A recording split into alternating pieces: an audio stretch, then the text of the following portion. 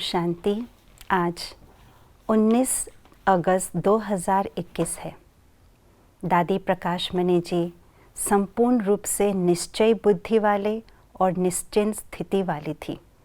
उनके निश्चय बुद्धि को देखकर बाप दादा को भी उन पर संपूर्ण निश्चय था कि ये आगे जा कर के बहुत कुछ यज्ञ के अंदर करने वाली हैं।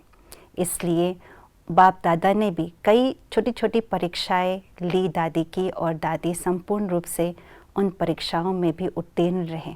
तो हम भी दादी के समान निश्चय बुद्धि और निश्चिंत स्थिति को अंदर स्थिति बनाएं। सुनते हैं आज का स्लोगन।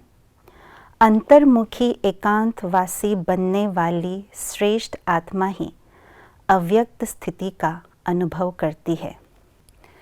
व्यक्त शरीर के भान में आने से हमारे मन के अंदर जो भाव इमर्ज होता है उसे व्यक्त भाव कहा जाता है, और वे भाव है क्रोध का भाव, आलस्य का भाव, ईर्ष्या, घृणा आदि भाव।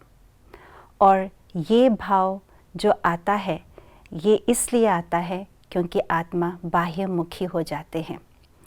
आत्मा अपने सत्य स्वरूप से अपने अंतर मन के मुख को बाहर देह और देह की दुनिया की तरफ मोड़ लेते हैं, तो उसे बाह्यमुखी कहते हैं। और इसी कारण से वे सदा ही उस व्यक्त भाव और भावनाओं में फंसे हुए रहते हैं। लेकिन जब आत्मा अपने सत्य स्वरूप की तरफ मुख कर लेती है, तो अपने सत्य स्वरूप को पहचान कर जब उस पहचान से अपने अंदर भावनाएं इमर्ज होती है, वो है अव्यक्त भाव। उसको अव्यक्त स्थिति भी कहा जाता है, फरिश्ता स्थिति भी कहा जाता है, क्योंकि आत्मा तो है ही व्यक्त से परे अव्यक्त, और ये देह है व्यक्त। तो ये अव्यक्त स्थिति जो है ये इस जीवन में रहते हुए संपूर्ण स्थिति का नाम है। आत्मा इस अव्यक्त स्थिति में रहते हैं तो अपने संपूर्ण और संपन्न स्थिति का अनुभव करते हैं।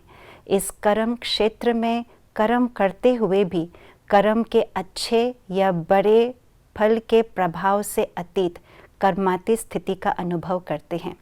तो इस अव्यक्त स्थिति का अनुभव करने के लिए कहाँ अंतर्मुखी और एकांत स्थिति का अनुभव पहले हमें करना होगा। एकांत स्थिति अर्थात क्या? संगठन में रहते हुए हम अपने मन को सदा ही एक के अंत में लगा करके रखें, अपने आत्मिक स्वरूप में स्थित हो करके रखें, तो इसको एकांत स्थिति कहा जाता है। और अंतर्मुखी अर्थात सदा मुख से कम बोले और देह के संसार समाचार की जो व्यर्थ बातें हैं उसको अवॉइड करते हुए अपने मन में आत्मचिंतन करते रहे। तो ये है एकांतवासी स्थिति और अंतर्मुखी स्थिति। इन दोनों स्थितियों से हम अपने अव्यक्त स्थिति को सरलता से प्राप्त कर सकेंगे। ओम शांति।